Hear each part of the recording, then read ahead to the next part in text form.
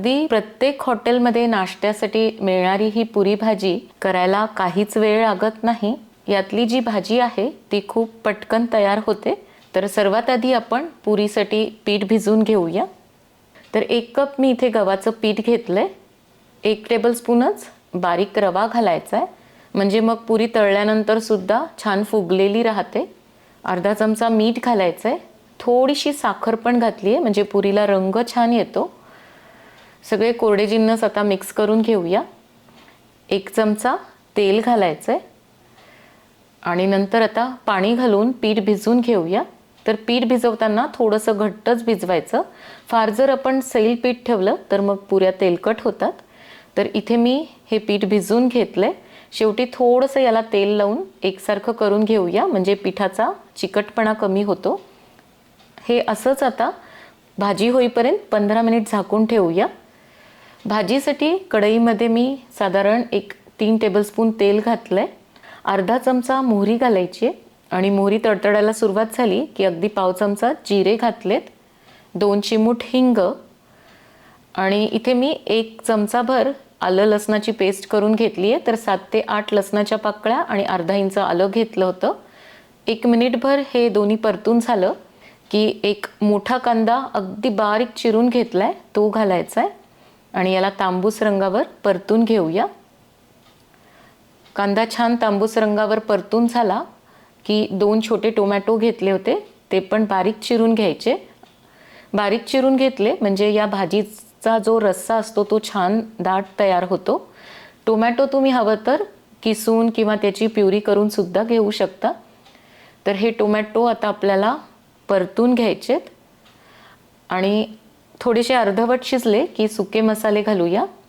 पाव चमचा हळद घालायची, 1 मोठा चमचा लाल तिखट घातलंय, 1 चमचाभर धणे जिरे पूड, चवीनुसार मीठ घालायचं आणि अर्धा चमचा गरम मसाला घातलाय. सगळं आता छान 2 मिनिट परतून घेऊया.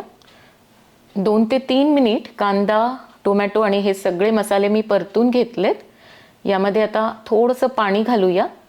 पाणी घातलं म्हणजे हे जे मसाले आहेत ते जळत नाहीत आणि छान फुलून येतात.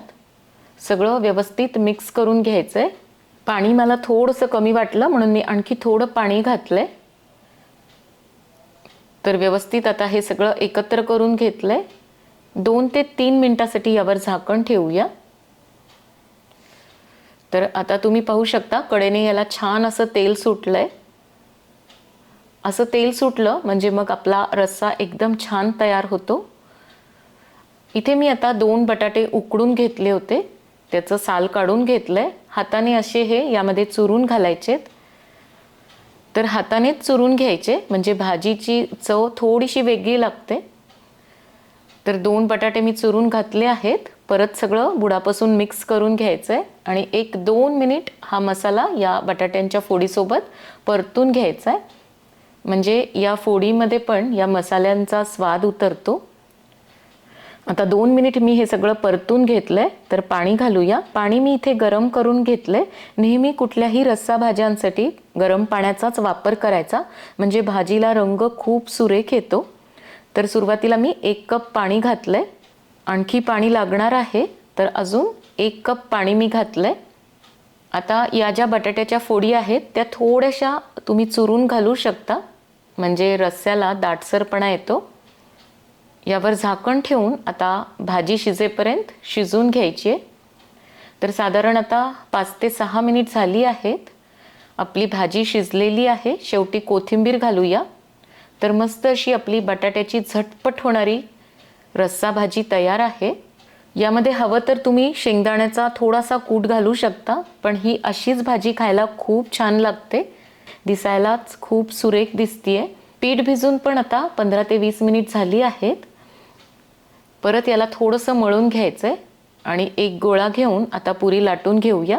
तर तुम्हाला ज्या आकाराची पुरी करायची आहे त्याप्रमाणे गोळा घ्यायचा आहे. थोडासा हातावर मळून घ्यायचा आणि मग लाटून घेऊया. शक्यतो वरून पिठाचा वापर करायचा नाही, कारण पीठ वापरलं तर मग ते तेलात उतरतं. गरज पडली तर खाली तेल लावून घ्यायचं.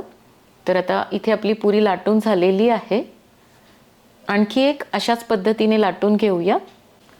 पुरीसाठी मी आधीच तेल गरम करायला ठेवलं होतं, तर आता छान गरम झालेलं आहे. तेल चांगलं कडकडीत गरम करून घ्यायचं, नाहीतर मग पुऱ्या तेलकट होतात. तर आता यामध्ये मी पुरी सोडली आहे. वरून त्यावर झाऱ्याने तेल सोडायचं, म्हणजे पुरीला दोन्ही बाजूने हीट मिळते आणि ती छान फुगते. आता दोन्ही बाजूने उलटसुलट करून याला तळून घ्यायचं आहे. तर ही पुरी आता इथे तळून झालेली आहे, काढून घेऊया. अशाच पद्धतीने आणखी एक तळून घ्यायची आहे.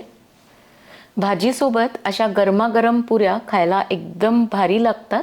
तर कधी कधी आपल्याला वरण भात भाजीपोळीचा कंटाळा येतो, अशा वेळेस हा पुरी भाजीचा बेत अवश्य बनवा आणि केल्यानंतर कमेंट करून मला अवश्य सांगा.